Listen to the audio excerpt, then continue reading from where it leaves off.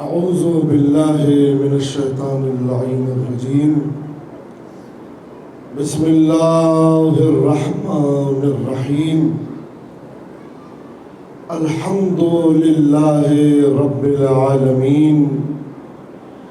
الحمد لله الذي أرقدني في مهاد أمنه وأمانه وأيقظني إلى ما منحني من منه وإحسانه الذي دل على ذاته بذاته وتنزه عن مجانسة مخلوقاته وجل عن ملائمة كيفياته الذي قرب من خطرات الظنون وبعد عن لحظات العيون وعلم بما كان قبل أن يكون.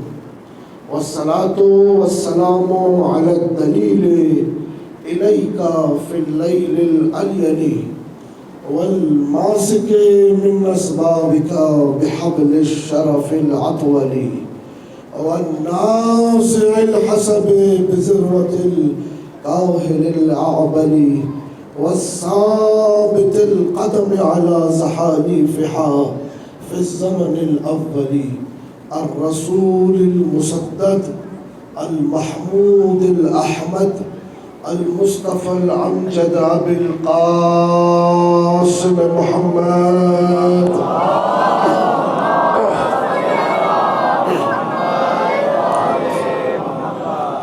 وعلى أهل بيته الطيبين الطاهرين المعصومين المظلومين سيما بقية الله الأعظم روحي وأرواحنا له الفداء واللعنة الدائمة على أعدائهم أجمعين من يوم عداوتهم إلى قيام يوم الدين. أما بعد، فقد قال الله سبحانه وتعالى في كتابه المجيد والفرقان الحميد وقوله الحق: بسم الله الرحمن الرحيم. يريدون ليطفئوا نور الله بأفواههم والله متم نوره ولو كره الكافرون. صلوات.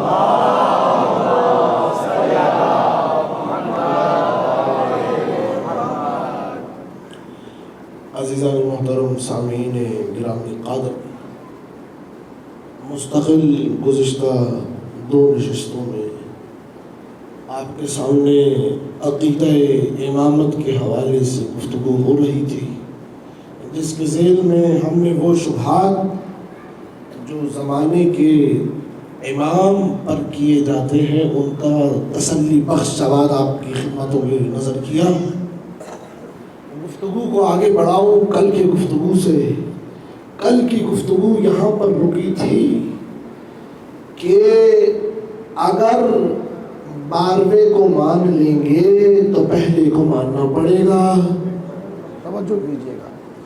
تو اصل مشکل 12ویں کو ماننا نہیں ہے، مجبوری یہ ہے کہ اس کو ماننے کی وجہ سے پہلے کو بھی ماننا پڑتا ہے۔ توجہ میری جان رکھیے۔ تو اصل مشکل ہے امامت کی۔ کس کی مشکل ہے؟ امامت کی۔ جس کا عقیدہ امامت ٹھیک ہو جائے وہ کبھی بھی مہدی موعود کے بارے میں کسی بھی اشتباہ کا شکار نہیں ہوگا۔ امامت ہے کیا؟ توجہ میری جانب رکھیے گا۔ امامت ہے کیا؟ امامت کی تعریف اہل تشیع کے نزدیک اور بڑے علماء کے نزدیک الامامت، امامت کہتے ہیں هو الریاسہ۔ کس کو کہتے ہیں؟ ریاست کو کہتے ہیں۔ کس میں؟ فی امور الدین والدنیا۔ امامت کہتے ہیں ریاست کو۔ کون سی ریاست؟ جو دینی امور میں بھی ہے اور دنیاوی امور میں بھی ہے۔ توجہ میری جانب رکھیے گا۔ امامت کسے کہتے ہیں؟ ریاست کو۔ کہاں پر ریاست؟ دینی امور میں بھی،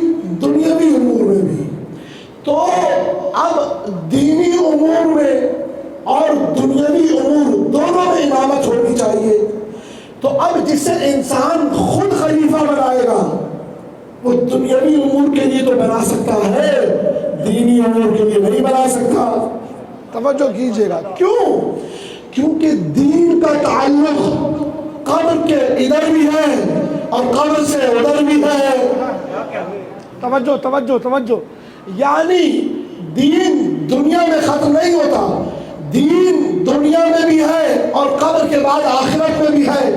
تو اب امام وہ ہوتا ہے جو دنیا کا بھی امام ہو اور آخرت کا بھی امام ہو۔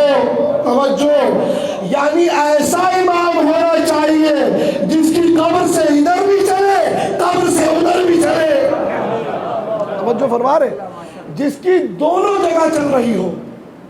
لا کے دکھا دو ہمیں ایسا کوئی امام ہمارے 12 کے علاوہ جو یہاں پر بھی امامت کرے اور آخرت میں بھی امامت کرے۔ کوئی لا کے نہیں دکھا سکتا۔ توجہات میری جانب رکھیے گا، میں ایک نتیجہ دینا چاہ رہا ہوں۔ 8ویں امام سے ہارون رشید نے مناظرہ کروایا، علماء کو بلایا اور بلا کے کہا کسی طریقے سے امام رضا کو شکست دینی ہے۔ مناظرہ کس بارے میں؟ امامت کے بارے میں۔ امام نے کہا بلا لو۔ اب بڑے بڑے علماء آ گئے مسلمانوں کے مناظرہ کرنے کے لیے۔ مناظرہ شروع ہوا، سوال پوچھا سامنے بڑے عالم نے کہ یابن رسول اللہ، آپ کے پاس کیا دلیل ہے کہ اجرت محمد کو خدا نے سب سے افضل قرار دیا ہے؟ توجہ۔ تو امام رضا نے کہا کہ اگر قرآن پڑھا ہوتا تو تمہیں سمجھ میں آتا۔ کہا قرآن میں کہاں خدا نے اجرت کو سب سے افضل قرار دیا؟ کہا پڑھو قرآن کی آیت، ثم اورثنا الکتاب من عبادنا، ہم اس کتاب کا وارث بنائیں گے انہیں جنہیں ہم اپنے بندوں میں سے چنے۔ توجہ، کہا کہ جنہیں ہم نے اپنے بندوں میں سے چنا ہے انہیں ہی ہم اس کتاب کا وارث بنائیں گے۔ تو سامنے والے نے کہا وہ بندے کون ہیں؟ وہ بندے تو پوری امت ہے مسلمانوں کی، آپ کیسے کہتے ہیں کہ ان بندوں سے مراد فقط اجرت محمد و آل محمد ہے؟ فوراً امام کہتے اگر پوری آیت پڑھی ہوتی تو تمہیں سمجھ میں آتا، آیت کا آخری ٹکڑا ہے یہ بندے جنت میں جائیں گے اور ہمیشہ جنت میں رہیں گے۔ اگر ادھر عباد سے مراد پوری امت ہوتی تو کیا بتاؤ پوری امت جنت میں جائے گی؟ توجہ کیجئے، کہا کیا پوری امت جنت میں جائے گی؟ کہتا ہے ہاں پوری امت جنت میں نہیں جائے گی۔ تو امام کہتے ہیں یہاں عباد سے مراد ہم اطرت محمد و آل محمد ہیں، اور ہماری ہی شان میں خدا نے قرآن میں کہا ہے انما یرید اللہ لیذھب عنکم الرجس اہل البیت ویطہرکم تطہیرا۔ ادھر جو اطرت آئی ہے وہ اطرت ہم 12 ہیں۔ جیسے ہی یہ آیت پڑھی فوراً عالم نے ایک اور سوال کیا، کہا کیا اطرت وہی آل ہے یا آل کے علاوہ کوئی چیز ہے؟ مولا نے کہا، اب ذرا توجہ سے سنیے گا، مولا نے کہا اطرت سے مراد وہی آل ہے۔ تو کہتا ہے رسول اللہ نے فرمایا تھا امتی اطرتی، میری پوری امت میری آل ہے۔ توجہ، حدیث کیا پیش کی؟ مولا نے کہا اطرت سے مراد آل ہے، تو پوچھنے والے نے پوچھا رسول نے کہا تھا، کیا کہا تھا؟ کہ میری امت پوری میری آل ہے۔ امام نے کہا ایسی کوئی حدیث نہیں ہے، ایسی کوئی حدیث نہیں ہے، بلکہ اطرت سے مراد آل ہم ہیں۔ کہتے ہیں آپ کے پاس کیا دلیل ہے؟ کہا دلیل یہ ہے کہ بتاؤ امت پر صدقہ حرام ہے یا حلال؟ کہا امت پر صدقہ حرام ہے، تو کہا آل پر صدقہ حلال ہے یا حرام؟ تو کہا آل پر صدقہ حرام ہے۔ توجہ کیجئے گا میری جانب، تو امام نے کہا جب آل پر صدقہ حرام ہے امت پر صدقہ حلال ہے، یہی فرق ہے آل میں اور امت میں، ہم پر صدقہ حرام ہے، تم پر صدقہ حلال ہے۔ توجہ فرمائیے کہ ہم پر صدقہ حرام ہے، تم پر صدقہ حلال ہے۔ فوراً پوچھتا ہے اس کے علاوہ آپ کے پاس کوئی اور دلیل ہے کہ خدا نے محمد و آل محمد کو چنا ہے؟ کہا تم نے قرآن پڑھا ہے؟ کہا پڑھا ہے مولا۔ کہا پڑھو یاسین والقرآن الحکیم انک لمن المرسلین، بتاؤ یاسین سے کیا مراد ہے؟ توجہ میری جانب رکھیے گا، یاسین سے کیا مراد ہے؟ کہتا ہے یہ حضرت محمد کا نام ہے یاسین۔ کہا ٹھیک ہے، اب بتاؤ قرآن نے سورہ صافات آیت نمبر 80 میں کہا ہے سلام علی نوح فی العالمین، سلام ہو نوح پر جو کہ عالمین میں ہے۔ کہا بالکل ایسی آیت ہے۔ کہا ایک آیت میں خدا نے کہا ہے سلام علی ابراہیم، سلام ہو کس پر؟ ابراہیم پر۔ کہا یہ آیت بھی ہے۔ کہا ایک آیت میں خدا نے کہا ہے سلام علی موسیٰ و ہارون، سلام ہو موسیٰ پر اور ہارون پر۔ کہا بالکل یہ آیت بھی موجود ہے۔ کہا پھر یہ آیت بھی پڑھی ہوگی سلام علی الیاسین، سلام ہو علی یاسین پر۔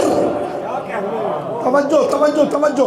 کہا تم نے ہی کہا تھا یاسین محمد کا نام ہے، تو جب خدا قرآن میں کہہ رہا ہے آل یاسین پر سلام، اس کا مطلب یہ ہوا وہ خدا جو فقط نوح پر سلام بھیج رہا ہے، جو ابراہیم پر سلام بھیج رہا ہے، جو موسیٰ پر سلام بھیج رہا ہے، فقط اپنے اولو العزم نبیوں پر سلام بھیج رہا ہے، وہی خدا ہم محمد و آل محمد پر بھی سلام بھیج رہا ہے۔ محمد آل محمد برادر سلام۔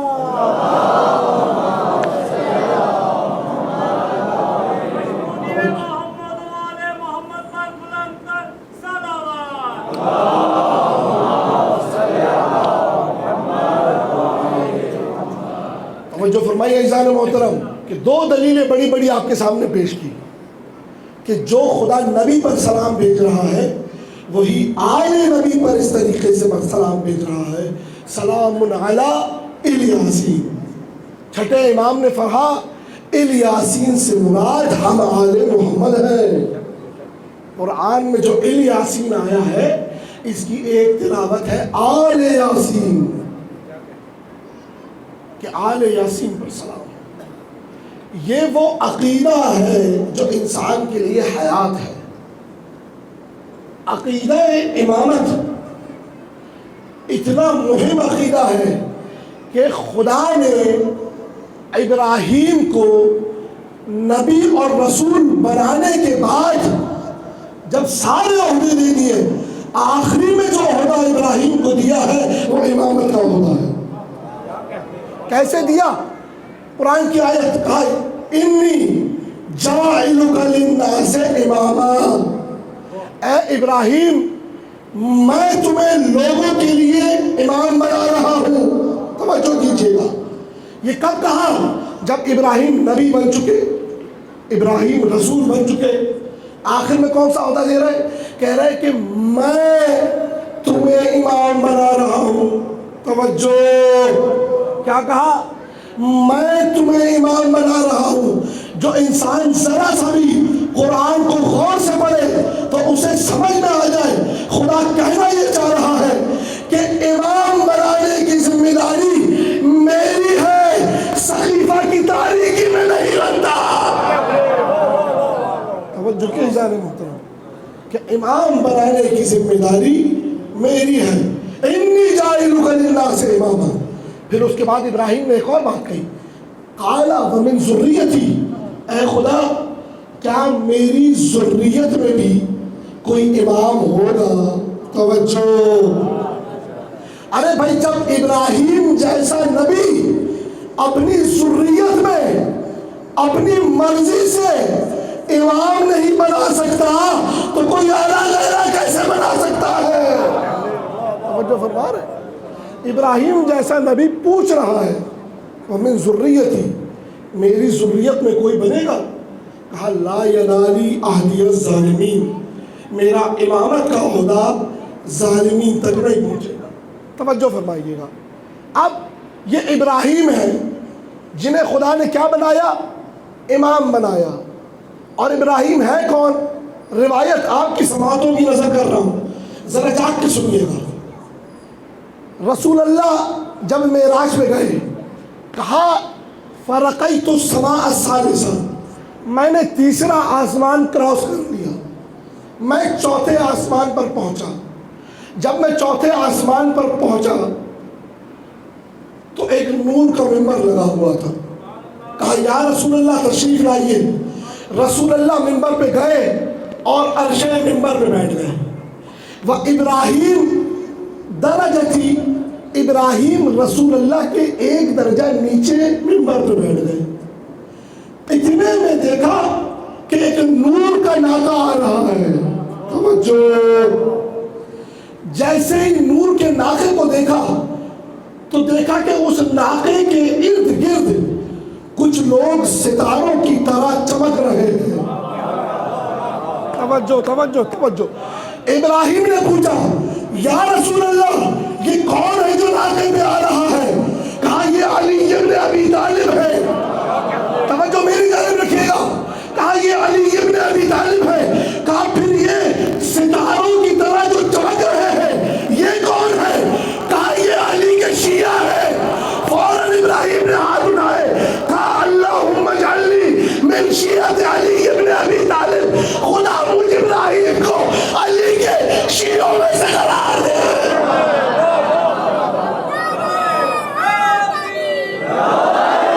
جو فرما رہے ہیں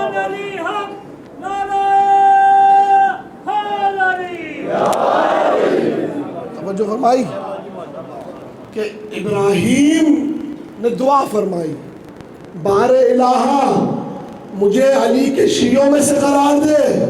چھٹے امام نے فرمایا جبرائیل آیت لے کر اترے، وَإِنَّ مِن شِيَّتِهِ لَإِبْرَاهِيمَ، ابراہیم علی کے شیعوں میں سے ہو گئے۔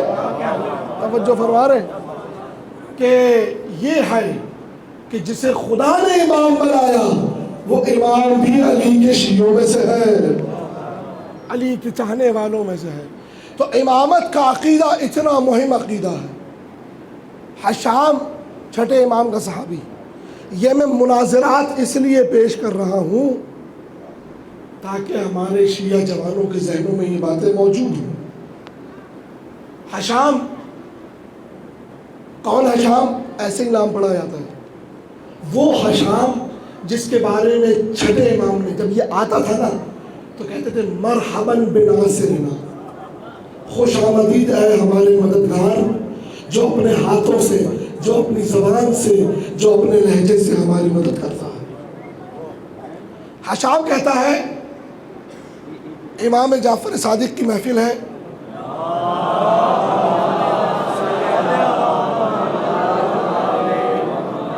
توجہات میری جانب رکھیے گا، انشاءاللہ محظوظ ہوں گے۔ چھٹے امام کی محفل ہے، بڑے بڑے اصحاب امام موجود ہیں۔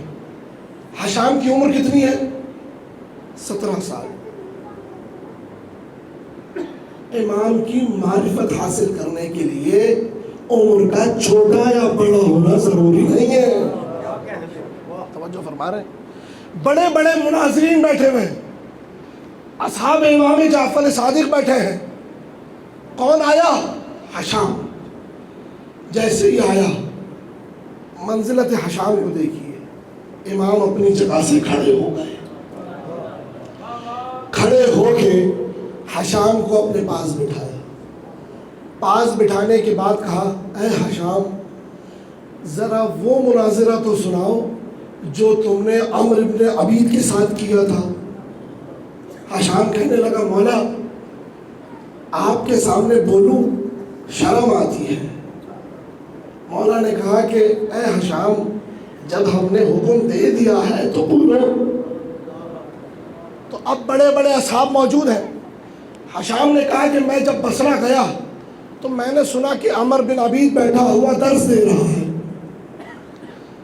اور اس نے اچھی بڑی عبا پہنی ہوئی تھی، اور اپنے مسند پہ بیٹھا تھا، سینکڑوں اس کے شاگرد موجود تھے. تو کہتا ہے میں بھی چلا گیا. میں نے کہا آج اس کو میں امامت کے مسئلے میں زیر کر کے آؤں گا. کہتا ہے جب میں گیا تو میں نے عمر بن عبید سے پوچھا کہ استاد میرا ایک سوال ہے، توجہ. تو جب عمر بن عبید نے دیکھا یہ بچہ کیا سوال کرے گا، 17 سال کا بچہ، کہا میرا ایک سوال ہے. عمر بن عبید نے کہا تمہارا سوال بیکار بھی ہو تو پوچھو میں جواب دوں گا. اب سنیے کہ علی کا چاہنے والا کیسا ہوتا ہے. حشام نے بات کرنا شروع کی. کہا اے استاد یہ بتاؤ الک عین، کیا تمہاری آنکھیں ہیں؟ توجہ توجہ توجہ. کہا کیا تمہاری آنکھیں ہیں؟ تھوڑی دیر کے لیے گھبرایا. بڑا عالم ہے، کسی عالم سے جا کے پوچھے کہ آنکھیں رکھتے ہیں غصہ ہو جائے گا. بولے گا یہ کیا بیکار سوال کر رہے ہو. کہا الک عین، یہ کیا سوال ہے، کوئی ڈھنگ کا سوال پوچھو. کہا میرے اسی سوال کا جواب دو، کیا تمہاری آنکھیں ہیں؟ کہتا ہے ہاں میری 2 آنکھیں ہیں. کہا الک انف، کیا تمہاری ناک ہے؟ کہتا ہے ہاں میری ناک بھی ہے. کہتا ہے الک یدان، کیا تمہارے پاس 2 ہاتھ ہیں؟ کہتا ہے 2 ہاتھ بھی. الک رجلان، کیا تمہارے 2 پاؤں ہیں؟ کہتا ہے میرے 2 پاؤں بھی ہیں. کہا الک فم، کیا تمہارا منہ ہے؟ کہتا ہے میرا منہ بھی ہے. کہا تو تم ان سے کیا کرتے ہو؟ توجہ. کہتا ہے آنکھ سے میں دیکھتا ہوں، ناک سے میں سونگھتا ہوں خوشبوؤں کو، اور جب کوئی بدبو ہوتی ہے تو ناک بند کر لیتا ہوں. کہا منہ سے کیا کرتے ہو؟ کہا اس سے میں اچھی چیزیں کھاتا ہوں، اچھے مشروبات پیتا ہوں. کہا ہاتھوں سے کیا کرتے ہو؟ کہا میں چیزوں کو چھوتا ہوں، کون سی چیز سخت ہے کون سی چیز نرم ہے یہ ہاتھ بتاتے ہیں. کہا پیروں سے کیا کرتے ہو؟ کہا پیروں سے میں ایک جگہ سے دوسری جگہ منتقل ہوتا ہوں. فوراً حشام پوچھتا ہے الک قلب، کیا تمہارا دل ہے؟ توجہ. کہتا ہے میرا دل بھی ہے. کہا دل سے کیا کام لیتے ہو؟ کہتا ہے جب میرے اعضاء کسی چیز کے بارے میں شک میں پڑ جاتے ہیں تو انہیں دل پر پیش کرتا ہوں. دل بتاتا ہے میں نے کون سا کام کرنا ہے کون سا کام نہیں کرنا. توجہ. یعنی اگر مجھے پتا چل جائے غذا میں شک ہو رہا ہے، غذا ٹھیک ہے یا خراب، میں اپنے دل میں پیش کرتا ہوں تو دل کہتا ہے اجتناب کرو، میں غذا چھوڑ دیتا ہوں. تو فوراً حشام کہتا ہے یعنی تمہارے کہنے کا مطلب یہ ہے کہ خدا نے انسان کے جو اعضاء بنائے ہیں ان پر ایک حاکم مقرر کیا ہے. توجہ کیجیے گا کہ ان اعضاء پر ایک حاکم مقرر کیا ہے جو کہ دل ہے، جو انسان کو بتاتا ہے کیا صحیح ہے کیا غلط ہے. عمر بن عبید کہتا ہے ہاں بالکل ایسا ہی ہے.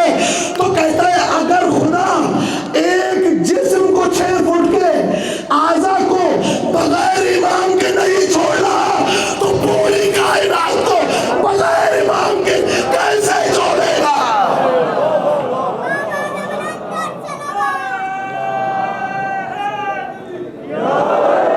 جو فرمائی کہا جب اس خدا نے انسان کے ایک 6 فٹ کے جسم پر ایک امام رکھ دیا ہے، جو 6 فٹ پر ایک امام رکھ دے وہ کائنات کو بغیر امام کے چھوڑے گا؟ کہا نہیں، وہ کائنات کو بغیر امام کے نہیں چھوڑ سکتا. ہارون رشید اور مامون ہمیشہ پیچھے لگے ہوتے تھے حشام کے کہ کسی طریقے سے حشام کو زیر کر دیں. توجہات میری جانب رکھیے گا.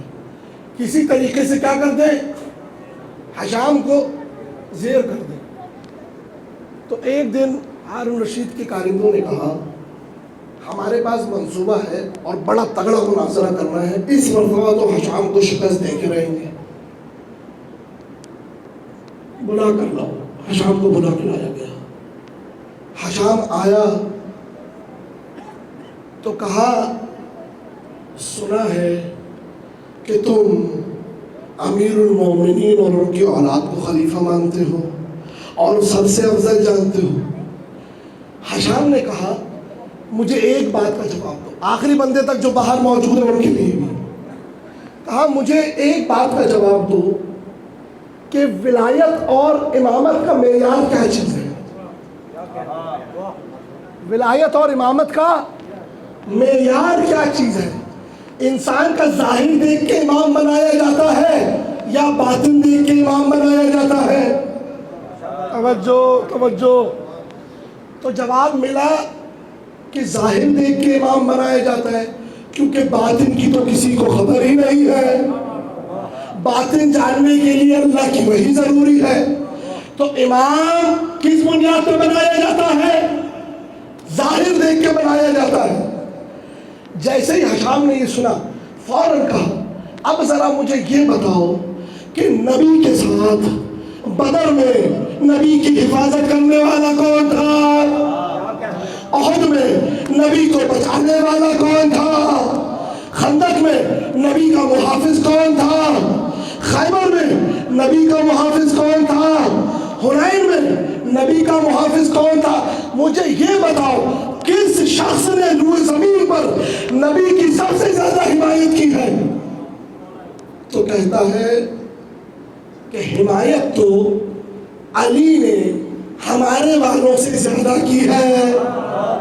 توجہ کیجئے گا، فوراً کہنے لگتا ہے کہ حمایت تو علی نے ہمارے والوں سے زیادہ نبی کی ہے۔ تو جیسے ہشام نے سنا تو کہا کہ اس کا مطلب یہ ہوا کہ ظاہراً تو علی کو امام ہونا چاہیے تھا۔ توجہ کیجئے گا عزیزان محترم، فوراً پلٹ کے کہتا ہے نہیں، مسئلہ یہ تھا ہمارے والوں کا یقین زیادہ تھا۔ کیا تھا؟ ہمارے والوں کا یقین زیادہ تھا۔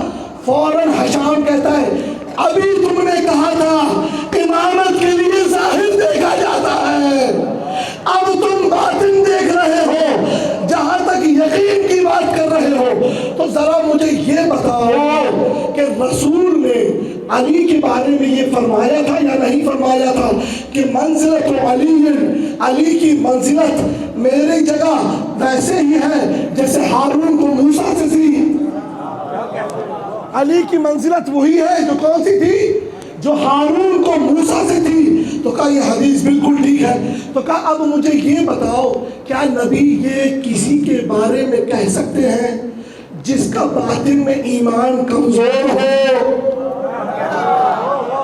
توجہ، جس کا باطن میں ایمان کمزور ہو نبی اس کے بارے میں یہ کہہ سکتے ہیں کہ علی منزلتی، علی کی مثال ویسے ہی ہے جیسے ہارون کی موسیٰ کے لیے تھی؟ تو کہا نہیں، ایسا نہیں ہو سکتا، نبی ایسا نہیں کر سکتے۔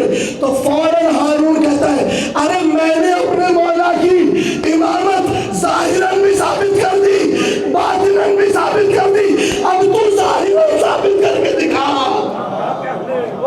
توجہ فرما رہے کہ میرا امام تو ظاہراً بھی امام ہے، باطناً بھی امام ہے، تو مجھے صرف ظاہراً ثابت کر کے دکھا دے۔ تو یہ اس طریقے سے اصحاب امام جعفر صادق نے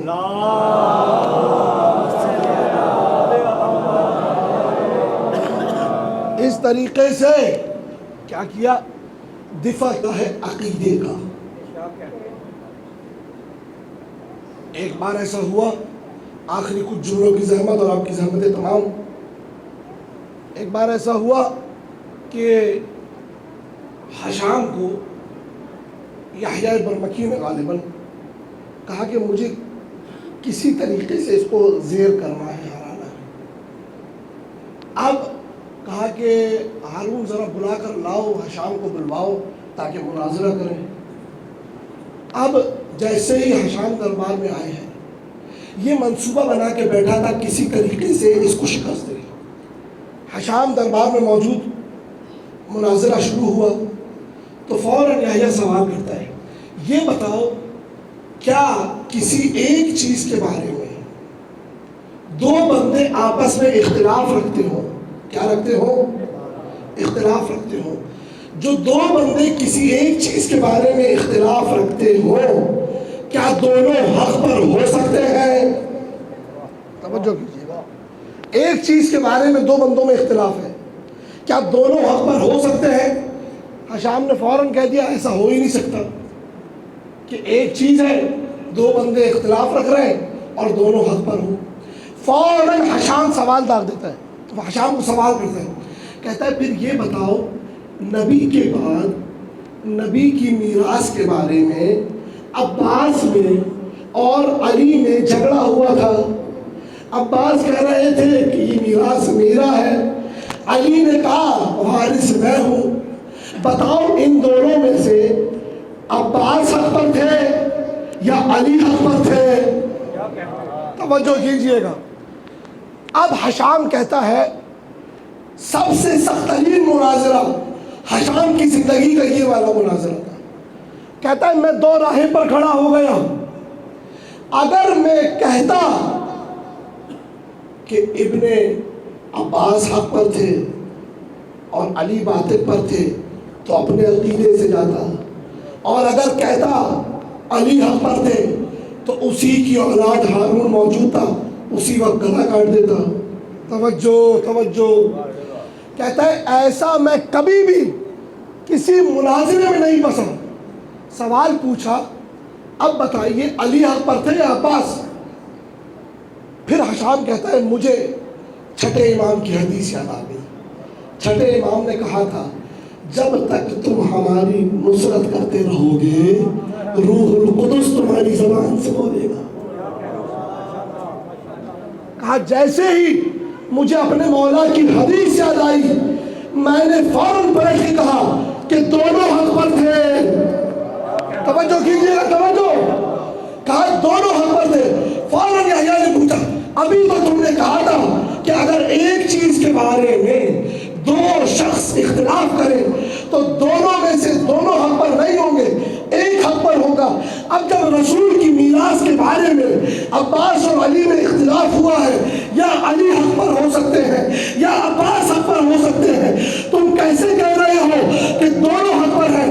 فوراً حشام کہتا ہے کیا تم نے قرآن میں قصہ نہیں پڑھا حضرت داؤد کا کہ جب اس کے پاس ایک شخص آیا سوال لے کر کہ میرے پاس ایک بھیڑ ہے اور میرے بھائی کے پاس 99 بھیڑیں ہیں، میرا بھائی کہہ رہا ہے وہ ایک بھیڑ بھی مجھے دے دو اور مجھ سے لینا چاہ رہا ہے، تو حضرت داؤد نے فوراً کہا یہ تمہارا بھائی تمہارے ساتھ ظلم کر رہا ہے، یہ غلط کر رہا ہے، بلا کر لاؤ اس کو۔ آسمان سے فرشتہ اترا داؤد پر، کہا اے داؤد توجہ کیجئے گا۔ فوراً حشام پوچھتا ہے یحییٰ ذرا یہ بتاؤ وہ جو دو جھگڑا کرنے والے داؤد کے پاس آئے تھے، ایک کے پاس 99 بھیڑیں تھی، ایک کے پاس ایک بھیڑ تھی، 99 والا کیا کہہ رہا تھا وہ ایک بھی مجھے دے دے، بتاؤ ان دونوں میں سے کون حق پر تھا کون باطل پر تھا؟ یحییٰ کہتا ہے وہ دونوں ہی حق پر تھے۔ کہا کیسے حق پر تھے؟ کہا کیونکہ وہ دونوں اللہ کے فرشتے تھے۔ توجہ کیجئے گا، وہ دونوں اللہ کے فرشتے تھے، دونوں حق پر تھے۔ وہ داؤد کو سکھانا چاہ رہے تھے کہ داؤد جب بھی کوئی مسئلہ لے کے تمہارا پاس آئے تو فیصلہ کرنے میں جلدی نہ کرنا، دونوں طرف کی گفتگو کو سننا، اور وہ دونوں حق پر تھے۔ جیسے ہی حشام نے سنا فوراً پلٹ کے کہا میں بھی تو یہی کہہ رہا ہوں، علی اور عباس میں کوئی جھگڑا ہی نہیں تھا، بلکہ وہ وقت خلیفہ کو بتانا چاہ رہے تھے ارے جب وارث موجود ہے تو نبی کی جگہ پر کیسے بیٹھ گیا؟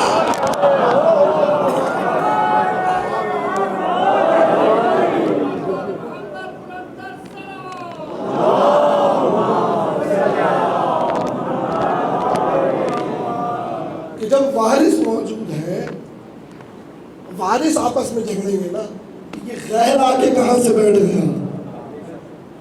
یہ بتانا چاہ رہے تھے ان میں آپس میں جھگڑا ہی نہیں تھا کوئی۔ تو یوں دفاع کیا ہے عقائد کا، یوں ائمہ نے ترغیب دی اور کہا اپنے اصحاب کو علم کلام میں مضبوط ہو، عقائد میں مضبوط ہو، فقہ میں مضبوط ہو۔ اس کے لیے ساری باتیں، یہ ساری باتیں کتابوں میں رکھے رہنے کے لیے نہیں ہیں، یہ علی کی شیعوں کے لیے ہے، تاکہ ان کو سنا جائے اور ان پر عمل کیا جائے اور اپنے عقائد کو مضبوط کیا جائے۔ درود پڑھ دیجیے محمد و آل محمد۔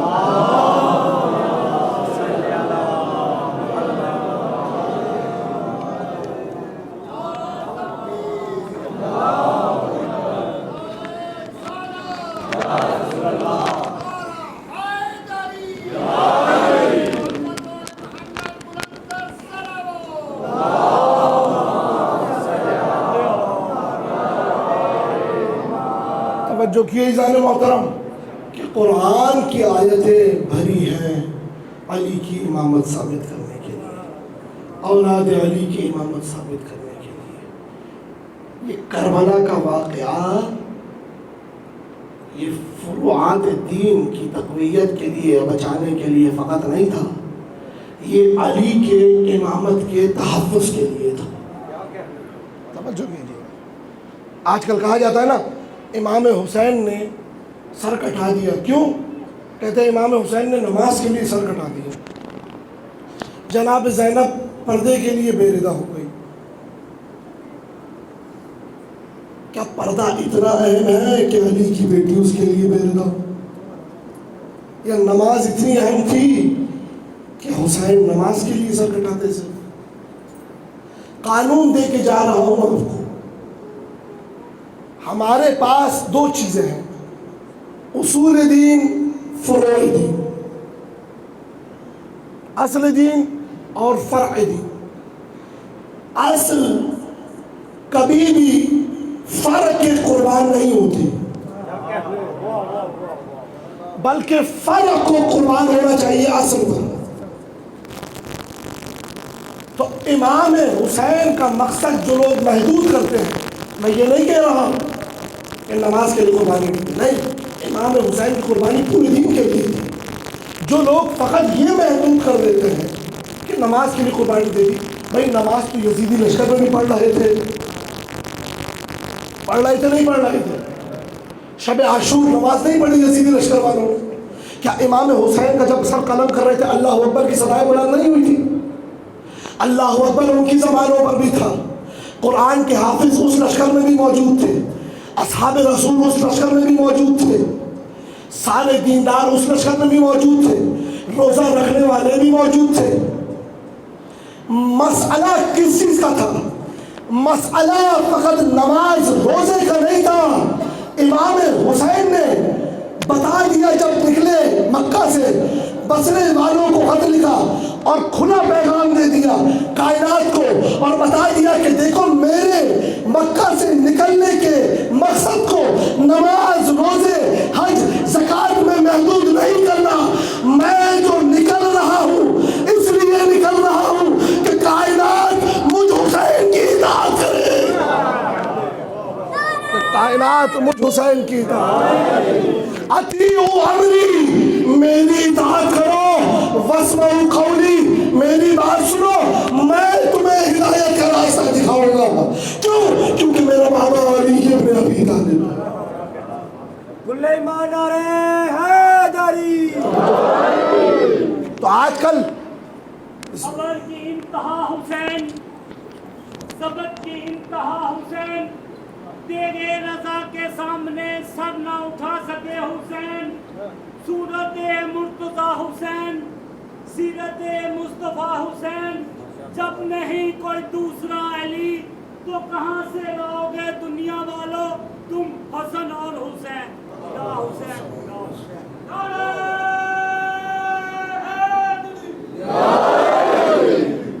یہ مقصد حسین کو کم کرنا ہے۔ اور کبھی ایک بات یاد رکھیے، اس ممبر کا پیغام کہ کبھی بھی تقابل نہ کرائیے فروعات دین میں اور اصل دین میں۔ یہ کس نے کہہ دیا جب محرم شروع ہوتا ہے نماز کا مقابلہ امام حسین کے ساتھ؟ نماز افضل ہے یا امام حسین؟ یہ کہاں سے آ گئی یہ بات؟ کہ نماز کا مقابلہ کرایا جا رہا ہے کس سے؟ امام حسین سے. نماز فروعات دین میں آتی ہے، حسین اصل دین میں آتا ہے. جو فرما رہے ہیں تو کربلا کا مقصد محدود نہ کیجیے. کربلا کا مقصد کل دین ہے، حیات ہے، اور یہ ہمارا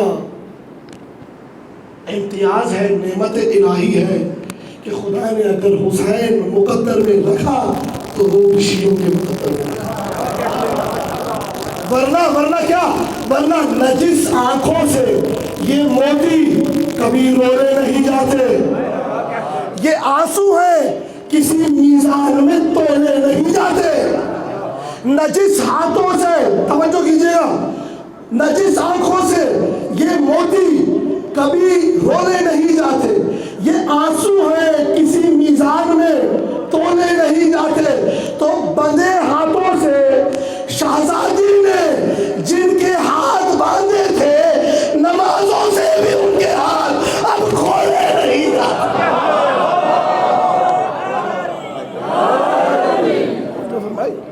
نمازوں سے بھی ان کے ہاتھ اب کھولے نہیں جاتے. یہ اعزاز ہے ہمارا.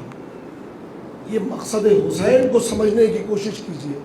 مقصد حسین حیات انسانی ہے، دین کی حیات ہے، قرآن کی حیات ہے، نبوت کی حیات ہے حسین ابن علی کی ذات.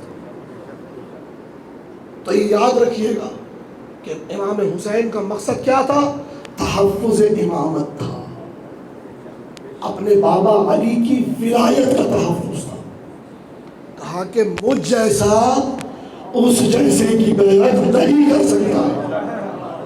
کیا مجھ جیسے کا کیا مطلب؟ مجھ جیسا یعنی جس کا بابا علی ہو، توجہ، جس کی ماں فاطمہ ہو، وہ تیرے جیسے کی بیعت نہیں کر سکتا. اس لیے امام نے قیام کیا اور کہا جب حق حکومت اور حق ولایت ہمارے پاس ہے تو ہم ہوتے ہوئے اس زمین پر یہ نہیں دیکھ سکتے کہ ایک پلید ممبر پہ بیٹھا یہ جملہ کہے کہ نہ کوئی وحی آئی تھی نہ کوئی نبی اترا ہے. یہ حسین کو برداشت نہیں ہے. حسین اتنا شجاع ہے کہ جب نکلے مدینہ سے تو کیا کہا؟ انی لم اخرجو اشرو ولا بطرا، میں کوئی فساد فتنہ پھیلانے نہیں نکل رہا. انی اخرجو لاصلاح امت جدی، میں اپنے نانا رسول اللہ کی امت کی اصلاح کے لیے نکل رہا ہوں. یہ مقصد حسین ہے.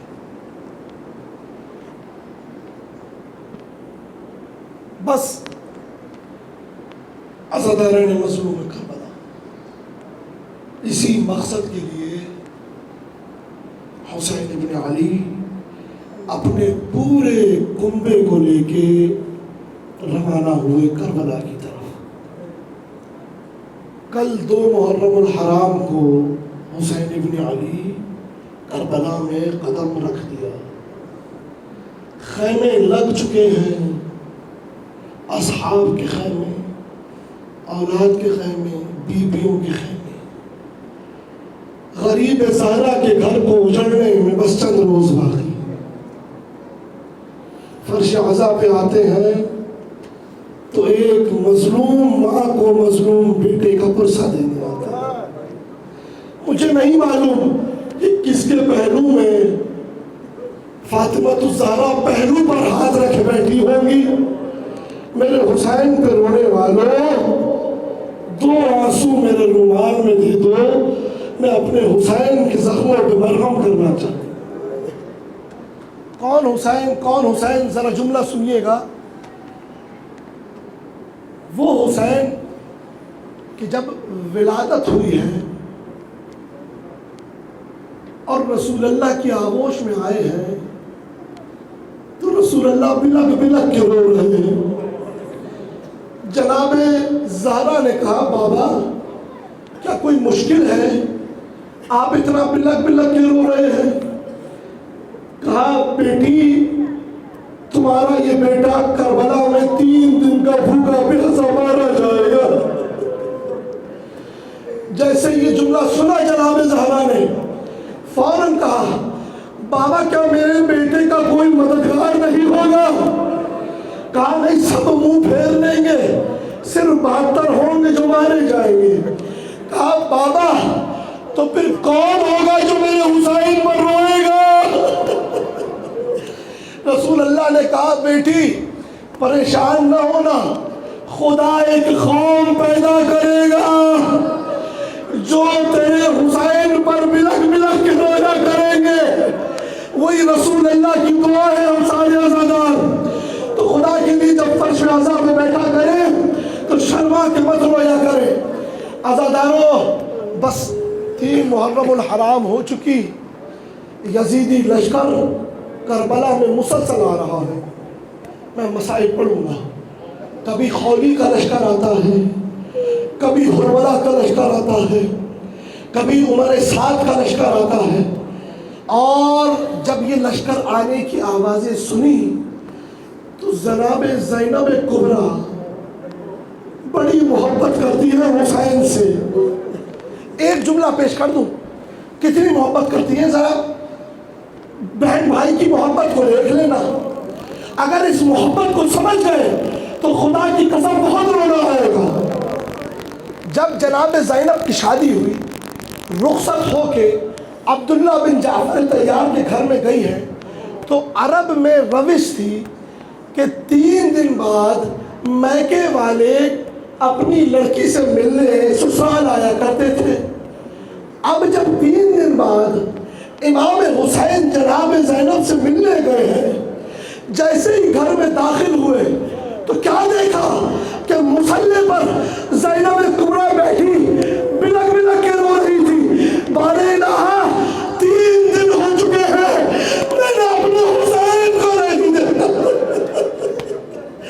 اجرکم علی اللہ، اجرکم علی اللہ۔ یہ محبت ہے زینب کو حسین سے عزاداروں۔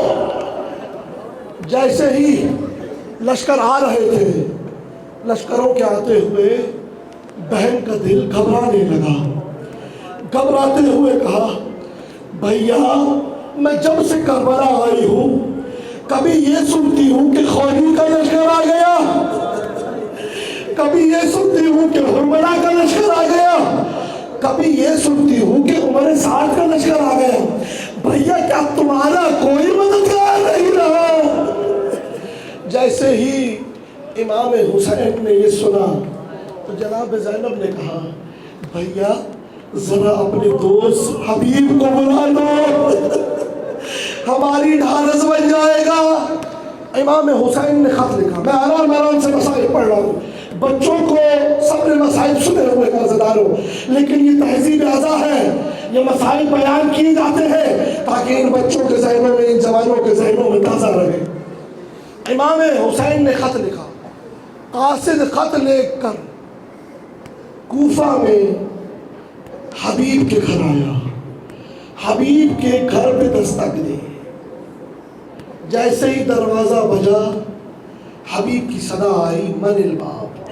حبیب اپنی زوجہ کے ساتھ بیٹھا ہوا کھانا کھا رہا تھا۔ جیسے ہی حبیب نے پوچھا من الباب، دروازے پر کون ہے؟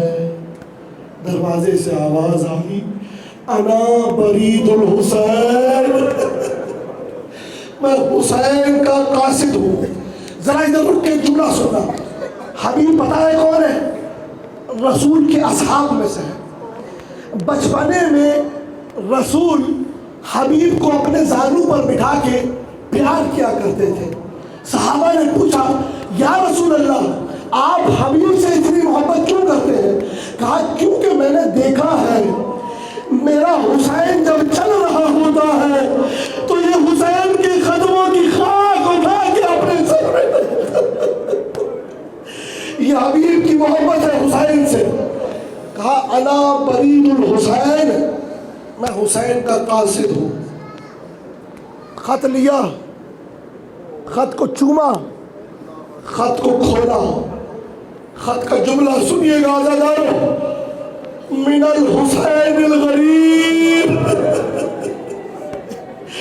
حسین غریب کی طرف سے الی رجل فقیہ، ایک مرد فقیہ کی طرف اور پھر اگلا جملہ بڑا دردناک جملہ تھا عزیزانو، کہا اے حبیب انت تعلم قرابتی من رسول اللہ، اے حبیب تم جانتے ہو میرا رسول سے کیا رشتہ ہے، اے حبیب میں کربلا آ چکا ہوں، لیکن حبیب میں تنہا نہیں ہوں، میرے چھوٹے چھوٹے بچے میرے ساتھ۔ حبیب اگر ہو سکے تو میری تابعملت کو کربلا آنا۔ ایک جملے کا اضافہ لکھا تھا آجلاً، لیکن حبیب جتنا جلدی ہو سکے میری مدد کو پہنچو۔ عزاداروں میں مسائل تمام کر رہا۔ حبیب 7 محرم الحرام کو کربلا پہنچے۔ جیسے ہی کربلا پہنچے ہیں حبیب، لشکر حسینی میں تکبیروں کی صدا بلند ہو گئی۔ یہ تکبیروں کی صدا خیموں تک زینب کبریٰ کو پہنچے۔ زینب کبریٰ نے کہا فضا جا کر دیکھو یہ ہمارے خیموں میں خوشی کیسی ہے۔ فضا باہر گئی، دیکھا حبیب آئے ہیں، آ کر خبر دی کہ آقا حسین کا دوست حبیب پہنچا ہے۔ فضا نے کہا، جناب زینب نے فضا سے کہا اے فضا اماں ذرا مجھ زینب کبریٰ کا سلام حبیب کو پہنچا دو۔ فضا گئی، حبیب سے کہا اے حبیب زہرا کی بیٹی نے سلام بھیجا ہے۔ گر کے ماتم شروع کر دیا، کہا اے قربت اب زینب غلاموں کو سلام بھیجا۔ اجرکم علی اللہ۔ عزادارو بس میں نے مسائل تمام کیے، وقت عاشور آ گیا، حبیب نے جنگ لڑی، حبیب قتل ہو گئے، کربلا میں شہید ہو گئے۔ امام حسین حبیب کے جنازے پر پہنچے، کہا بارک اللہ یا حبیب، اے حبیب تمہیں مبارک ہو، اور ایک جملہ کہا لقد تختم القرآن فی لیلۃ واحدہ، اے حبیب میں گواہ ہوں تم ایک رات میں پورا قرآن پڑھا کرتے تھے۔ عزاداروں واقعہ کربلا ہو چکا، آخری عزادار تک آخری مسائل کے جملے ہیں، اپنی آوازوں کو بلند کرنا۔ واقعہ کربلا ہو چکا۔ 12 محرم الحرام کو قافلہ حسینی کوفہ میں وارد ہوا تو ترتیب یہ تھی کہ نیزوں پر سر آگے تھے اور قیدی رسیوں میں پیچھے بندھے ہوئے تھے۔ اتنے میں سید سجاد نے دیکھا ایک 18 سال کا جوان تلوار گھماتا ہوا آتا ہے اور اس لعین کے پاس آتا ہے جس نے حبیب کے سر کو نیزے میں بلند کیا ہوتا ہے، اس لعین کو قتل کرتا ہے، نیزے سے حبیب کے سر کو اتارتا ہے، چہرے سے خون کو صاف کرتا ہے اور لبوں کا بوسہ لیتا ہوا کہتا ہے جس کا جوان بیٹا زندہ ہو اس کے باپ کا سر نیزے پہ بلند نہیں ہوتا۔ سید سجاد یہ منظر دیکھ رہے تھے، ہاتھ پر سے کچھ بندے تھے، کہتے پاپا معاف کرنا جوان بیٹا زندہ ہے لیکن ہاتھوں میں بھیڑیا پاؤں سيعلم الذين ظلموا أي منقلب ينقلبون